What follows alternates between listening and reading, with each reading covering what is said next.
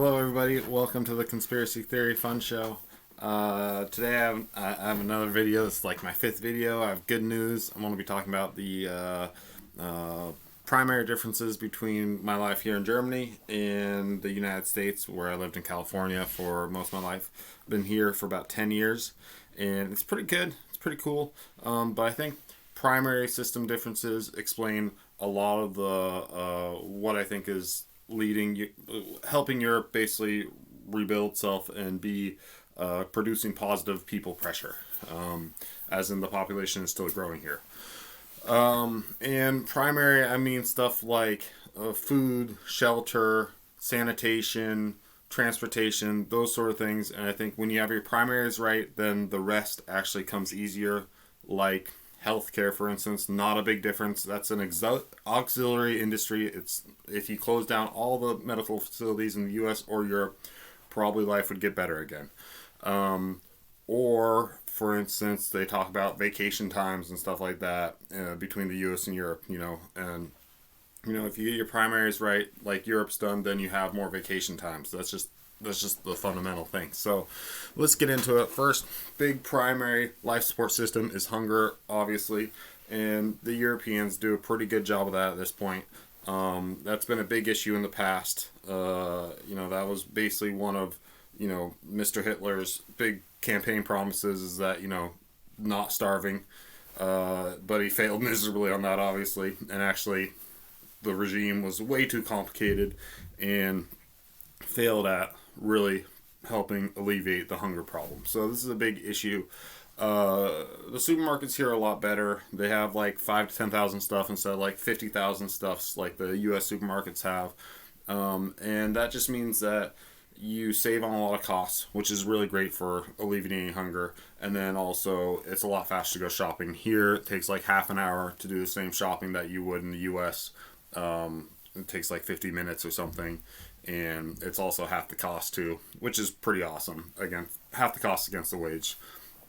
When I talk about costs, I'm going to be talking about costs against the wage all the time. So that's basically it. Then moving like up into the upper level organization, the Europe has a lot more like organic stuff, kind of a lot more. Their industry didn't develop in the chemical direction as quickly as the U.S. A big part of that is because their chemical industries and a lot of their industries were just flattened at the end of World War II, whereas the U.S. had a lot of surplus, and then like trying to do the whole reuse thing before we even came up with the 3 R's of the recycling thing. Reduce, reuse, recycle. The industry just said, okay, we'll use the weapons of war, we'll break them down into the components and put them in the fields. And turns out they're maybe not the best for that always. So that's just the agriculture industry developed more organically at a slower rate of technological adoption, and that has actually been probably better because the biological systems are what you need to pay attention to there. Then just on a day-to-day basis also, the bakery system here in Europe is really, really great. Every small town has like a bakery. If you get a little bigger, you have 2 or 3 bakeries, and then obviously from there. And these are independently owned. Maybe they have little chains and stuff like that, like 5 or 6 or whatever. But they're really good. They're not a big store. They're just small, and they do all the jobs of McDonald's plus more. You can go there 6 in the morning, get your coffee, get your snack. You can go for a sweet thing or a sour or like a savory thing. Then midday, you can get your lunch there, and that's really what provides the basic, satisfies the market really well, and why there's not big McDonald's chains and stuff like that in Europe in general. So that's just another thing. So moving on to shelter. Basically the housing here has been built historically to environmental standards. In Germany, for instance, there's a lot of old stock housing. There was, at the end of the World War II, there were 65 million people. The country hasn't grown that much to 85 million people today, versus like China had like 500 million, and now it's at like 2 billion or something like that. So not a lot of growth in the last 70 years. The housing stock has stayed pretty much stable. They've updated it, they've torn stuff down and rebuilt with modern technologies, which has gotten, made the houses nicer. But before that, they were all environmental too, kind of smaller houses, small windows, central heating right in the middle, just like your human body does. We have heating right here behind your chest, and then it spreads out to there. So they used to build really environmentally. Now they're just building kind of environmentally, but it's still good. So, and you don't get that effect that you have in the U.S. where you have, like, in California, you have a shack selling for like $1 million. It's just, that's just ridiculous. Like here, you have like a proper house that sells for like not even near like a quarter of that price or something. So that's pretty good. And then just tying into housing is like the freedom of movement here as far as transportation goes and reach and services and like jobs and stuff like that. Basically, anywhere you are in like Germany or something, if you get in a car and you drive for like 15 minutes, you'll reach like 100,000 people. I live personally in like a medium-sized city, 20,000 people, but if I get in a car, I can drive around and, there's just like the next city that's medium-sized, and there's the next bigger city that's medium-sized that's a little further. I'm reaching a huge job market, reaching a whole bunch of services as far as schools go, as far as, doctors, whatever you could imagine goes. That's an important difference. And the U.S. doesn't have that. And even when you live in a city in the U.S., like I lived in Berkeley, California, and like the ability for me to reach and drive to people was probably less than it is here.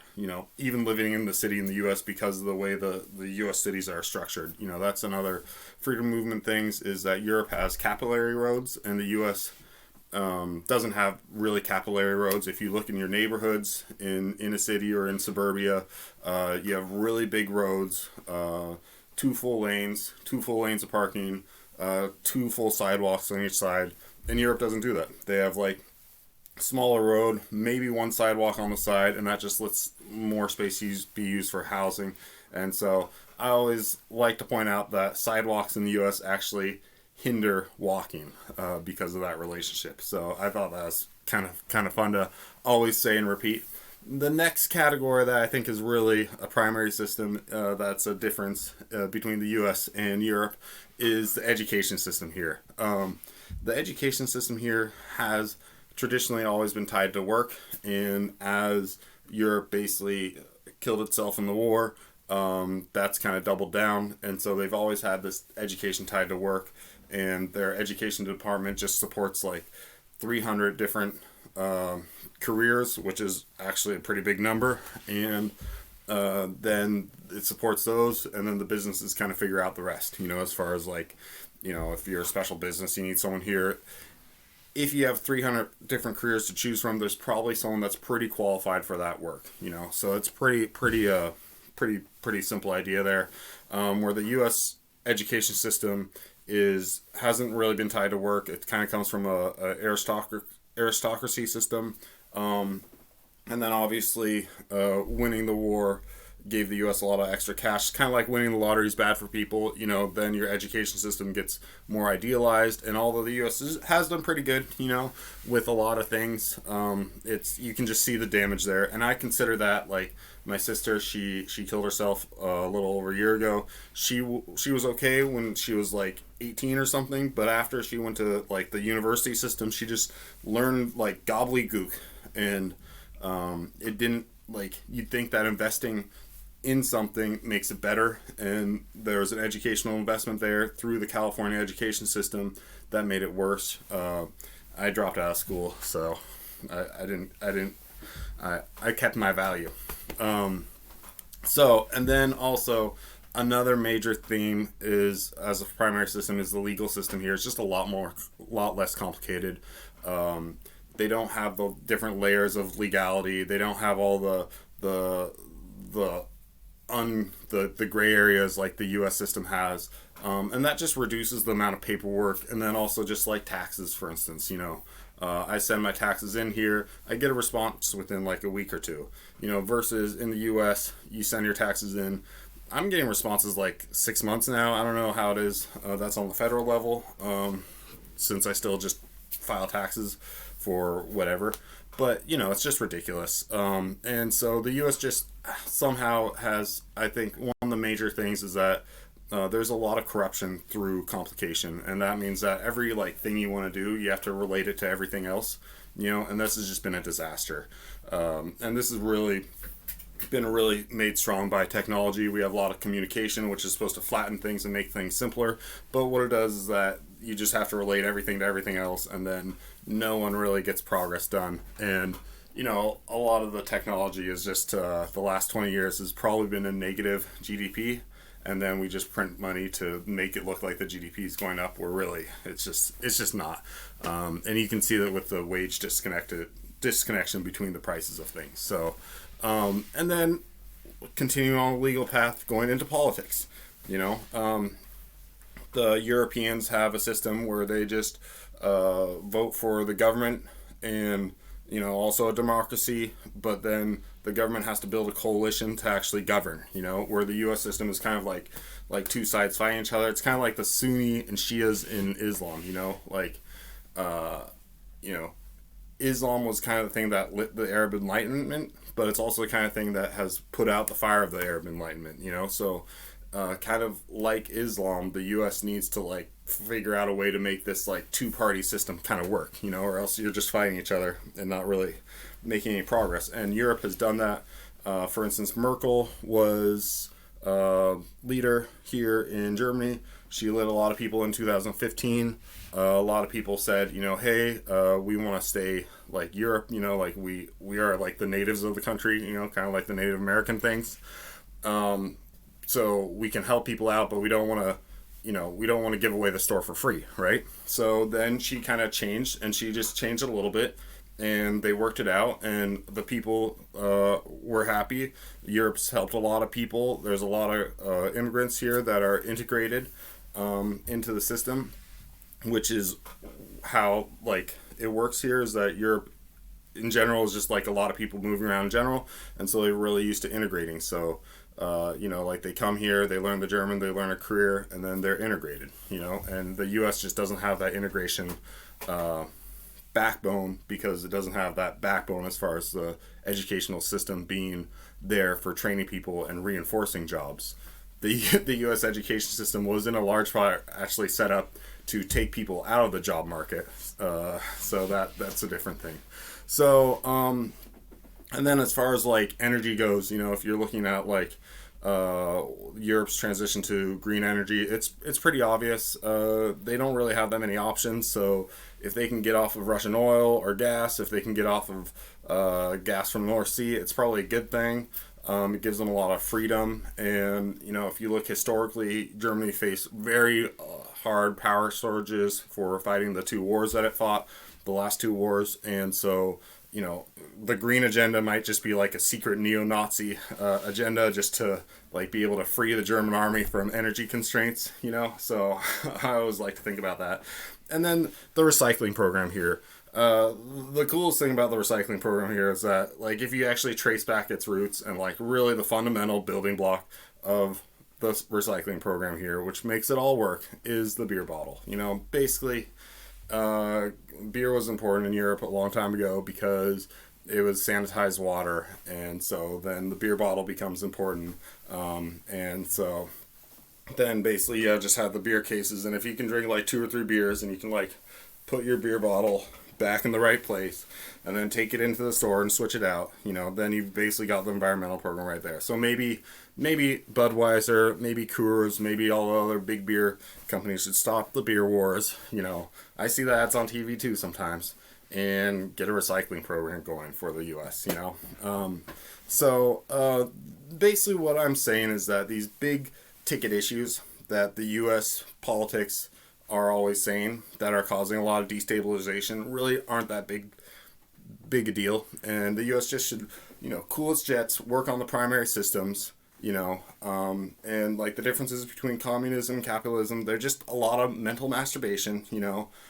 Take from me, I haven't really read too much into them, but from what I read, it's just blah blah blah blah blah blah blah blah blah blah blah blah blah blah blah blah.